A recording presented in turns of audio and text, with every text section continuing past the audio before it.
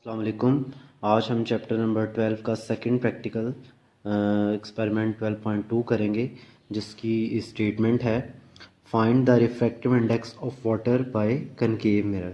Concave mirror को use करते हुए वाटर का रिफ्रैक्टिव इंडेक्स फाइंड करना है। तो इसके लिए जो ऑपरेटर्स रिक्वायर्ड है वो है concave mirror, sharp pointed, parallax needle, metre rule, iron stand with retort ring, split cork and needle holder, plumb line and water। ये प्रैक्टिकल भी इसी तरह ही आपने कॉपी पे नोट करना है, प्रैक्टिकल नोटबुक पे। जैसे 12.1 नोट किया था, 4 हेडिंग के साथ हम ये अटैम्प्ट करते हैं। सबसे फर्स्ट हेडिंग स्टेटमेंट, इसमें आप ये स्टेटमेंट लिखेंगे। सेकंड हेडिंग है मटेरियल रिक्वायर्ड, जिसमें ये मटेरियल रिक्वायर्ड लिखेंगे। थर्ड है कैलकुलेशन, ऑब्जर्वेशन कैलकुलेशन, ये लिख के ये टेबल बनाएंगे। और फाइनल कंक्लूजन या रिज़ल्ट। तो इसकी परफॉर्मेंस के लिए एक एनिमेटेड वीडियो देखते हैं। वेलकम स्टूडेंट्स, हम एक प्रैक्टिकल करेंगे जिसके अंदर हम पानी का रिफ्रैक्टिव इंडेक्स मालूम करेंगे कॉनकेव मिरर इस्तेमाल करते हुए। तो सबसे पहले मैं आपको बताती चलूं कि रिफ्रैक्टिव इंडेक्स से क्या मुराद है। यहाँ पे आप एक तस्वीर देख सकते हैं जिसके अंदर दो मीडियम्स दिखाए गए हैं, एक है हवा और दूसरा है पानी। और यहाँ पे नीले रंग में जो लाइन बनी हुई है ये रोशनी की किरण यानी कि लाइट रे को शो कर रही है। और वो हम देख सकते हैं कि वो हवा में से गुजरते हुए जब पानी में दाखिल होती है तो अपनी सिमत यानी कि डायरेक्शन को तब्दील करती है। तो हवा में से जब वो गुजरती है तो उसे हम इंसिडेंट रे कहते हैं, और उसके बाद जब वो पानी में दाखिल होकर अपनी सिमत को तब्दील करती है उसे हम रिफ्रैक्टेड रे कहते हैं। यहाँ पे आप एक लाइन देख सकते हैं जिसे नॉर्मल का नाम दिया गया है, और ये ऐसी लाइन है जो कि पानी की सतह के साथ 90 डिग्री का एंगल बना रही है। अब यहाँ पे इंसिडेंट रे इस नॉर्मल के साथ जो एंगल बनाती है उसे एंगल ऑफ इंसिडेंस कहा जाता है और उसे आई से डिनोट किया जाता है। जबकि रिफ्रैक्टेड रे नॉर्मल के साथ जो एंगल बनाती है उसे एंगल ऑफ रिफ्रैक्शन कहा जाता है और उसे आर से डिनोट किया जाता है। अब हम आई और आर का साइन लें और साइन आई और साइन आर का रेशो लें तो फिर हमारे पास जो क्वांटिटी आती है उसे रिफ्रैक्टिव इंडेक्स कहा जाता है। और हम इस प्रैक्टिकल में पानी का रिफ्रैक्टिव इंडेक्स मालूम करेंगे कॉनकेव मिरर इस्तेमाल करते हुए, जहाँ पे कॉनकेव मिरर एक ऐसा आईना होता है जिसकी सतह बिल्कुल सीधी नहीं होती बल्कि उसकी सतह में थोड़ी सी गहराई होती है। रिफ्रैक्टिव इंडेक्स मालूम करने का फ़ायदा हमें ये होता है कि इसके ज़रिए से हम एक चीज़ को आइडेंटिफाई कर सकते हैं कि ये कौन सी चीज़ है। इसके अलावा हम रिफ्रैक्टिव इंडेक्स के ज़रिए से देख सकते हैं कि कोई लिक्विड कितना खालिस है। इसके अलावा हम देख सकते हैं कि अगर हमारे पास कोई सोल्यूशन मौजूद है यानी कि लिक्विड के अंदर हमने कोई चीज़ मिक्स की है तो हम ये देख सकते हैं कि उस चीज़ की कितनी क्वांटिटी है।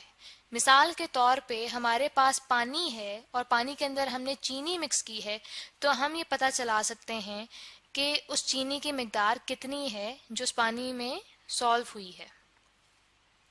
इसके अलावा रिफ्रैक्टिव इंडेक्स के ज़रिए से हम लेंसेज की फोकसिंग पावर को भी कैलकुलेट कर सकते हैं, यानी कि हमें पता चल सकता है कि एक लेंस कितनी हद तक फोकस कर सकता है। इस प्रैक्टिकल को हम इन स्टेप्स में करेंगे कि सबसे पहले हम एपरेटस डिस्कस करेंगे, यानी हमें क्या क्या चीज़ें चाहिए प्रैक्टिकल करने के लिए। उसके बाद इस प्रैक्टिकल को करने का तरीका डिस्कस करेंगे हम।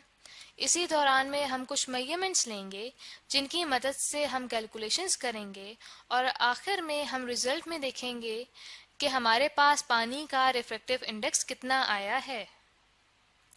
तो सबसे पहले अब हम देखते हैं कि हमें क्या क्या एपरेटस चाहिए ये प्रैक्टिकल करने के लिए। सबसे पहले हमें कॉनकेव मिरर चाहिए होगा, इसके अलावा हमें पानी की ज़रूरत पड़ेगी, और साथ ही साथ हमें ऑप्टिकल नीडल चाहिए होगी, यानी कि ऐसी सुई जो कि लंबी होती है लेंथ में और इसके जो आगे टिप होती है वो काफ़ी पॉइंटेड होती है। इसके अलावा हमें क्लैम्प स्टैंड चाहिए होगा, और साथ ही साथ हमें एक प्लम लाइन भी चाहिए होगी, और आखिर में हमें हाफ मीटर स्केल भी चाहिए होगा लेंथ मालूम करने के लिए। अब हम डिस्कस करेंगे कि हम इस प्रैक्टिकल को किस तरीके से करेंगे। सबसे पहले हम स्टैंड लेंगे, उसके ऊपर हम उसके क्लैंप के साथ नीडल को फिक्स कर देंगे। जैसे कि आप यहाँ पे देख सकते हैं कि हमने स्टैंड के क्लैंप के साथ नीडल को फिक्स कर दिया है। उसके बाद हम कॉनकेव मिरर लेंगे और कॉनकेव मिरर को इस स्टैंड के ऊपर रख देंगे। यहाँ पे मैं आपको बताती चलूँ कि कॉनकेव मिरर का प्रिंसिपल एक्सिस असल में वो लाइन होती है जो कि इसके सेंटर में से पास हो रही होती है। जैसे कि आप यहाँ पे इस एनिमेशन में देख सकते हैं कि ये लाइन प्रिंसिपल एक्सिस को शो कर रही है और हमने इस नीडल को स्टैंड के साथ इस तरह से फिक्स किया है कि नीडल की जो टिप है वो इस प्रिंसिपल एक्सिस से मैच हो रही हो या फिर इसके साथ टच हो रही हो। इसके बाद हम नीडल को इस तरह से ऊपर नीचे करेंगे कि इसके बनने वाले इमेज, जिसको यहाँ पे हमने आईसी से शो किया है, इसके इमेज की टिप के साथ हमारी असल वाली नीडल की टिप टकरा रही हो। तो हम इस वाली पोजीशन को नोट कर लेंगे कि अब हमारी नीडल कहाँ पे है। इसके बाद हम इस कॉनकेव मिरर के ऊपर चंद कतरे पानी के डालेंगे, जो कि आप यहाँ पे देख सकते हैं हमने पानी के कतरे इस कॉनकेव मिरर पे डाले हैं। फिर हम दोबारा से अपनी नीडल की पोजीशन फिक्स करेंगे जहाँ पे हमारी नीडल की टिप बनने वाले इमेज की टिप के साथ टकरा रही हो, जो कि आप यहाँ पे देख सकते हैं। अब जो हमारे पास इमेज बना है उसे हमने आई डैश से शो किया है और नीडल की नई पोजीशन को ओ डैश से शो किया है। तो आई से कॉनकेव मिरर तक का जो डिस्टेंस है वो आर है, यानी ये रियल रेडियस ऑफ कर्वेचर है, जबकि आई डैश से कॉनकेव मिरर तक का जो डिस्टेंस है वो आर डैश है, जो कि अपेरेंट रेडियस ऑफ कर्वेचर है। रेडियस ऑफ कर्वेचर का कॉन्सेप्ट हम कुछ लेक्चर्स में डिस्कस कर चुके हैं। अगर आप डिटेल से उसको देखना चाहते हैं तो आप उन लेक्चर्स को देख सकते हैं। इसके बाद हम प्रैक्टिकल स्टार्ट करते हैं कि कॉनकेव मिरर को रखेंगे स्टैंड के ऊपर, फिर स्टैंड के क्लैंप के साथ नीडल को फिक्स किया है हमने। अब इसके बाद हम देखेंगे कि क्या हमारी जो नीडल है वो प्रिंसिपल एक्सिस के साथ उसकी टिप टकरा रही है कि नहीं। उसके लिए हम नीडल को नीचे लेके गए हैं और अब हम देख सकते हैं कि जो हमारी नीडल है उसकी टिप बिल्कुल इस मिरर के सेंटर की जगह पे आ रही है, ठीक है, जिसे पोल ऑफ मिरर कहते हैं। फिर हम दोबारा से अपनी नीडल को ऊपर ले जाते हैं स्टैंड में, जैसे कि आप यहाँ पे देख रहे हैं कि हम उसे ऐसी पोजीशन पे ला रहे हैं जहाँ पे वो अपने इमेज की टिप के साथ टकराए, यानी कि जो हमारी नीडल की टिप है वो इमेज की टिप के साथ टकरा रही है, जैसे कि आप इस जगह पे देख सकते हैं। लेकिन यहाँ पे एक और चीज़ है कि जब हम आगे पीछे से देखते हैं तो ये टिप्स जुड़ी नहीं रहती। जैसे कि आप यहाँ पे देख रहे हैं कि दोनों टिप्स आगे पीछे जाती हैं, सिर्फ एक पॉइंट पे मिलती हैं। इस मसले को पैरेलैक्स कहा जाता है।